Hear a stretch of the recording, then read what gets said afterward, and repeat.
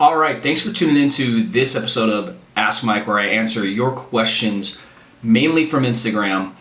So if you guys ever want to ask me questions, you can do so on my Instagram at MikeJDoer.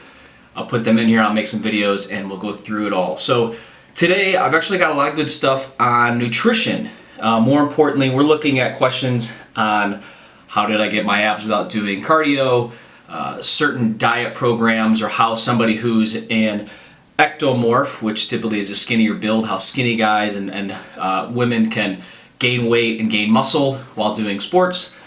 We also have some questions about what not to eat, and then we also have some questions about, more importantly, strongman training and bag training. And if you guys have watched my Instagram videos here, I've been playing around with a 200-pound sandbag, and I just recently got a 140 kilo 308-pound sandbag from Strength Shop. So excited to do that. I'll actually post a review on that on my YouTube, so you guys can go check that out. There will be reviews up there probably in the next week or so.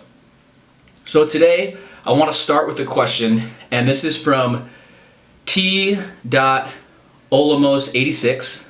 I'm assuming born in 1986, so roughly about my age. What is your favorite source of protein for prepping? So my favorite prepping source, I do like, let's start off with chicken is one that it's super lean. I personally like chicken thighs, boneless, skinless. I find they're cheaper than chicken breasts. They're more versatile. They taste better. They have a little bit more fat in them.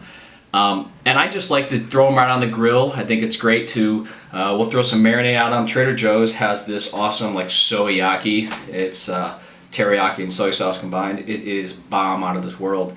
And we'll just throw that in a bag, and I'll just throw it right on the grill. I'll make a bunch of it, and then I can have that for dinner and then lunch the next day, maybe even leftovers for the following. I really think it's important to prep protein and just have it on hand for a couple days, because once you start making white rice or a salad, super easy to just throw it on top. Another one I really like is flank steak. It's not a super expensive cut, and if you marinate it properly, it goes a really long way. You slice it thin against the grain, and that is a great, inexpensive meat option if you're looking for beef. You can, I'll go to the local Whole Foods here. They have the local cows, so I do that. I typically don't eat a lot of beef throughout the week, maybe like one night a week. Not because of any choice other than it's a little higher in fat sometimes, and right now I'm on a lower fat diet, so that's what fits. Ground beef is another one. I like doing 85-15, although you can get 90-10, but if I'm gonna eat beef, I know there's gonna be more fat in it, so that typically is what I'll do. And then ground turkey is a good alternative. What we do is we'll make like meatballs, or maybe half and half beef and turkey, and we'll do like in the air fryer, put some breadcrumbs in there, Italian seasoning, kind of make like a meatloaf, or I guess what's called a meatball. You can throw it on some squash, eggplant, or right on top of rice. So those are my big things. And while we're on the topic of protein, I am a huge fan of supplemental protein.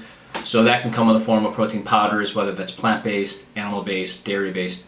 So I personally like going with whey. It's inexpensive and it does well. I like soy-free product.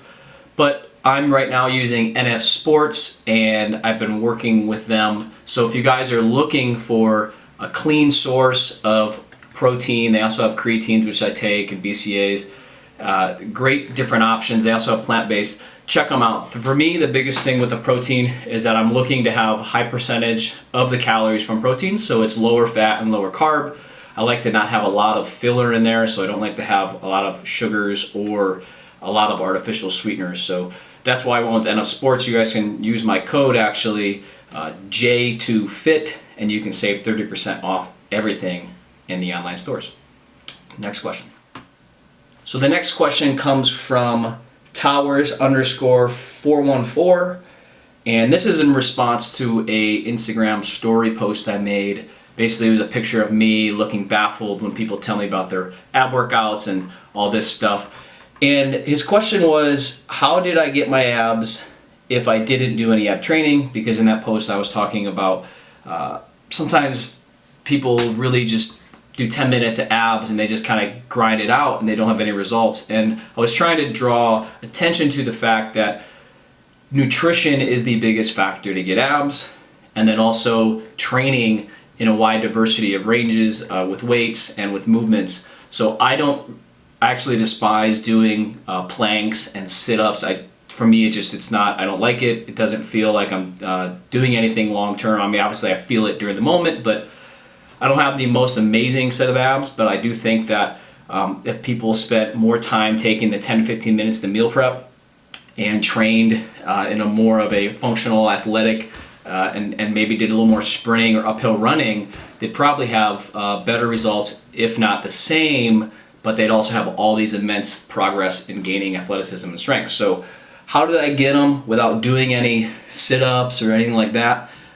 Really eating properly. So I currently just went through my bulk phase, and even through there I still was relatively lean, maybe like 13-14%, which I'll get into next about people looking to bulk or cut for weightlifting. That's my next question. But during that period, then when I cut, it's really about doing the cut properly. And without RP Strength and Renaissance Periodization, their diet app, I've been using a lot of their principles before, but it's really been a game changer for me. And I know this sounds like a plug and I'm plugging what they're doing, but I firmly believe in the diet coaching app. That's why I use it with my clients, with myself. My wife uses it. So if you guys want to check that out, you can use the code J2FIT again, and you can save some cash there. But that app, it really focuses on meal timing, macronutrients, and then from the training side of things, I didn't really do any cardio. I mean, I do some Muay Thai here and there. You know, it's light. I'm still kind of in drill work, so I'm not going full go.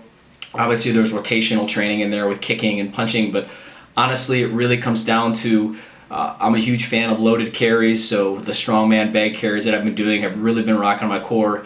A lot of front squats, a lot of overhead movements like snatches. So I think if you're struggling to uncover your abs, doing more sit-ups probably won't do it for you. You have to really think about eating properly, and then I would challenge the way you move. So you can do a great oblique workout by doing some boxing, or from doing some kicks, or from doing some landmine rotations, or some unilateral carries, or some strongman carries.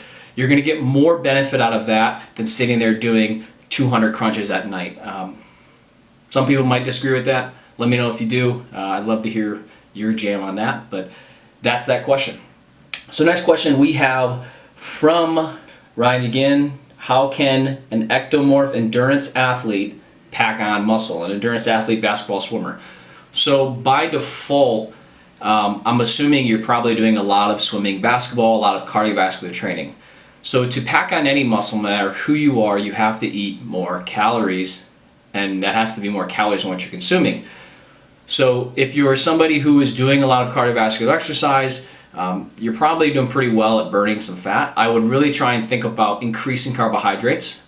And it's hard. It's hard to gain weight. I'm not gonna lie about it. I had to eat 5,000 calories for a whole month every single day until I actually had any weight gain, and I had to bust that plateau. And then I had to do it for another 2 months, and I gained 10 pounds over the course of 12 weeks, eating 5,000 calories a day. I was eating 700 to 800 grams of carbohydrates. And that was all with the help of the Renaissance Periodization diet app. But I really think that you need to eat more. Now, how do you eat more? I know it's so cliche. People are like, oh, that's easy. I've been trying. You have to start eating more carbohydrates. You need to start, if you're having issues, and I was too, is carbohydrate drinks, where they're 200, 300 calories of all carbohydrates. You can drink that, put it in shakes. Shakes are huge. Eating a little more fat, but I find that if I was eating a higher fat diet, I couldn't get enough carbohydrates in there because the muscles obviously use muscle glycogen, so you have to get carbohydrates in there. On my YouTube channel, I actually posted kind of my bulking guidelines for skinny guys and women out there who are trying to do it, so you can check that out. But another thing here to think about is if you're trying to pack on muscle and you're doing running and you're doing your cardiovascular and you're swimming and basketball, just understand that that does burn calories. And if you're trying to eat more calories and now you're burning more calories, you're putting yourself in a bigger hole. So you might have to step back, and instead of doing all that a couple times a week, limiting yourself to one time and starting to hit the weights 4 or 5 times a week, if that's what you're looking for. And then lastly, packing on the muscle. I think the rep ranges you want to really work on. A lot of people think you have to lift heavy. It's going to be relative, but I really like for most people in that 8 to 15 rep range on big compound lifts. So just find a program, stick with the big compound lifts, make sure you're feeling the muscle stretch, full range of motion, and you know, there's a lot of stuff on my channel, but that's kind of a whole nother ball of wax. But again, in that how to gain weight, the bulking video for skinny guys on my YouTube, you can just check that out and you can search it. I also go through sets and reps. So that's that. Stylist Alfonso, what should I absolutely not eat? That is an interesting question. So I'd have to think if it's not food, right? So I wouldn't be going eating mud or rocks. I wouldn't try these like diet cleansing teas, like to waste your time there. It's such a weirdly asked question. I can't really answer that directly, but there's nothing that you shouldn't eat. Like you can eat everything, but obviously there's foods that are better for your goals. So regardless whether you're trying to gain muscle, lose body fat, improve performance, you need to have protein, right? Animal protein is going to be the best. It's a whole form, it's complete protein, so it has all the amino acids you need. You need to make sure you're eating fruits and vegetables, get your micronutrients.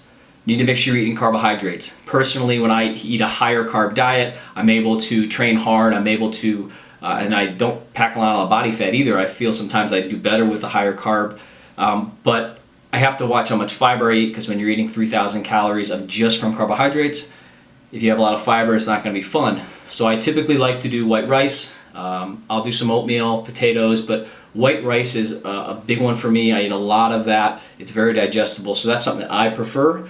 It's very versatile in cooking with foods. You then have to look at fat. So again, I'm kind of following a lower fat diet, but I'll do nut butters. I don't really do a lot of avocados, but some people like that.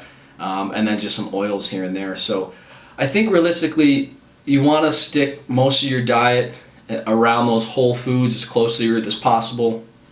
I do have alcohol, but again, just understand that that is a very small aspect of what we're doing here. So I think don't get attached to anything you shouldn't be eating, but just understand that the more processed it is, it's probably going to be not the foods you should be eating the most of.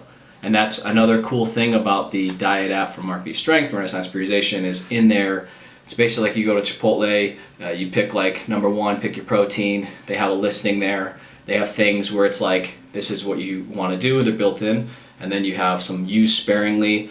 And then you can also scan stuff, and they do that for all categories, so you know kind of what things you should be after. And if you have to start customizing and put a bunch of things in there, that should prompt you to think, are these foods close to their whole form? Are these processed? Should I be eating these foods? So the app does a good job of that, but again, you can do that just thinking about keeping it in the whole form.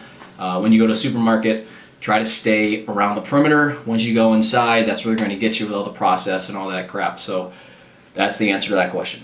All right, so the next question we have is from P.A. Truchet. Recommended sandbag weight for strength and metcon. They gave me their numbers too, which is super helpful. So if you guys are doing these questions, give me more information. It's super helpful. Snatch 78 kilo, which is about 170 pounds, and clean and jerk 102 kilo, which is about 225. So I have a 200 pound sandbag, and my numbers, I snatched 270, I clean and jerk like just over 315, like 143 kilo. It's hopefully a little better now. So when I started with the 200 pound sandbag, I had experience working with some sandbags, but it was definitely heavy. So it was kind of my strength work. I wasn't really doing a lot of metcons with it, like when you see people, you know, in the functional fitness space, just throwing them over their shoulders and high reps. I really was working for to build strength, raw muscle, do some heavy carries. So for you, I would recommend, I wouldn't go like any lighter than like 90 or 100. I think that's kind of a good starting point.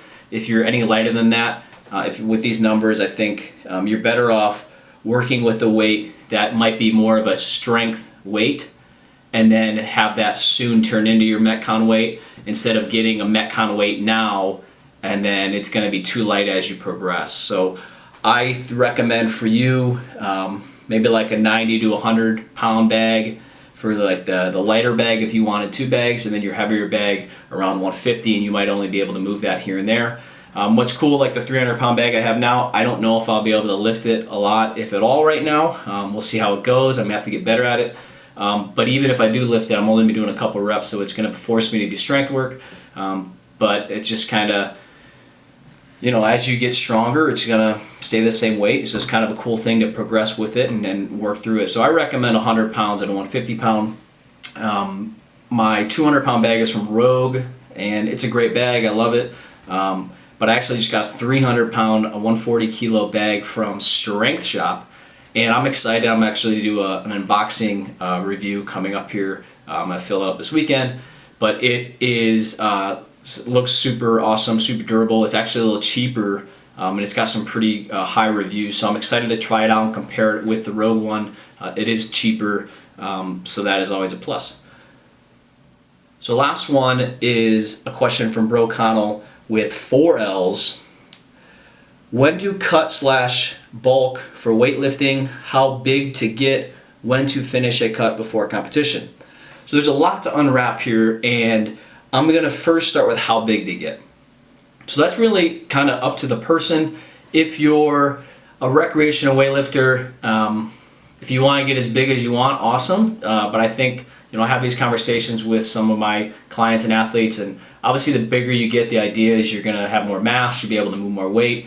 But some people do have aesthetic goals, some people do have lifestyle, healthy goals, and not saying you can't get big and still do all that. You can, but just having that realistic kind of, this is where you want to go. Now I do think from a lifting standpoint, anthropometrics in terms of your height does guide where you're at. So for example, I'm a 5'11" male, and I competed when I first started in 80, I think it was 85 kilo before they changed everything. And I remember standing in line for announcements, and I was like 4 inches taller than everyone else, right? So that was a blatant sign for me that my frame needs to be more filled out. So that was me moving up. So I moved up when they changed to an 89, and now I'm kind of in the process, even as an 89 kilo lifter, when I'm in line, I'm still one of the taller guys. And it's just the idea is, you know, you kind of want to be in that level playing field, and then you're gonna gain the mass to really fill your frame out. So I think you know, I could fill it out and, you know, get down to, you know, low 200s, kind of walk around in the mid low 90s kilos, so 200 pounds. So that's kind of how big to get's kind of up to you.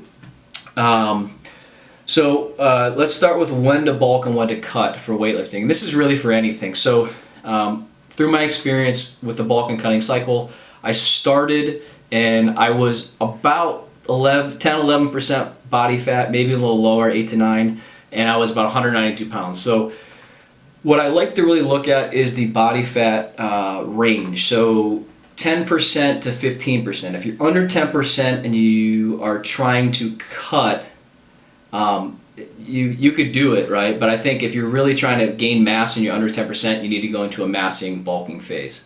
If you're over 15% and you want to continue to gain muscle, the more over you are, I think you maybe should try and cut down to lower 10 to low teens, and then start bulking again. And what we want to do with that is we like to use that range to keep ourselves in a range where if we're between 10 and 15, it means that our body is in a right environment. So if we're over 15%, our body's really good at storing body fat. It's getting better as we go on. So we don't want to teach it to do that. So we have to kind of break and bring it back that cycle. Conversely, if we're under 10%, right, our body might not be in the environment where it can create the sufficient mass and have the sufficient calories. So you're going to kind of be running, you know, just spinning your wheels, even though you might be getting stronger, you might not be gaining body mass or weight. And that's something that I struggle with. I was somebody who always wanted to look lean, live lean. And when I went up above 10%, I started getting, oh my gosh, I'm losing a little bit of abs, blah, blah, blah. But when I did allow myself to get over that, I had immense gains in strength as well as muscle mass, and then I just cut it off. So I think get your body fat done. That's going to be a good guide of where you should begin. If you're kind of smack dab in the middle and you want to gain mass, go into a bulk phase. Once you kind of pass that 15% range of body fat, then I would kind of cut yourself back down, and you could kind of play back and forth there. So that's kind of when to bulk and cut. Now, how to finish a cut before a competition. So I planned, let's see, I competed in March of 2020 at the Arnold. I wanted, and I had a window where I could compete up to 89 kilo. At the time, I was roughly about 86, so that's about 6 or 7 pounds that I could gain without being overweight. And then I knew that I could even go past that, and I could train and walk around at 91, 92 kilo, and I could cut 2 or 3 kilo a couple weeks out just from water cutting stuff. So I knew I had a runway of about 6 kilo that if I wanted to mass and bulk prior to that March phase, I could.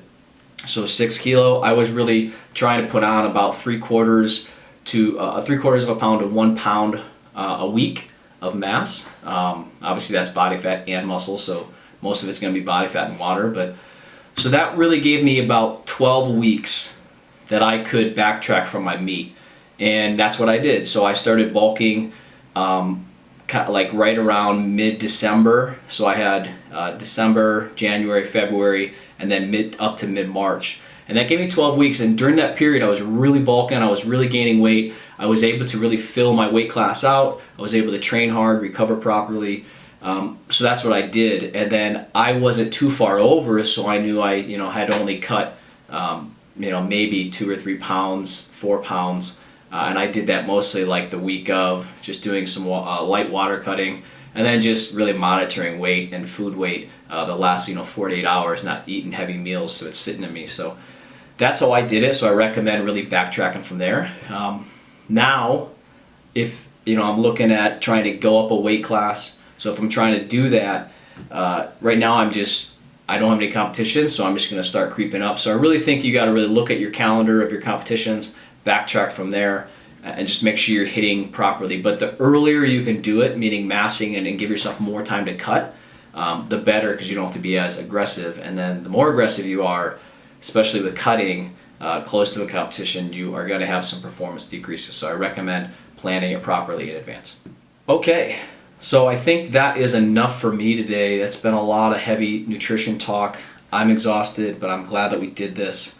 So once again, guys, keep these questions coming. You can follow me on Instagram at Mike J. Doer. You can also check out the YouTube, youtube.com/J2Fit. And then obviously if you're listening to this podcast, make sure you guys give it a review, share it with a friend. But I'm going to be doing these, so keep your questions coming. The more questions I get, the more answers I got for you.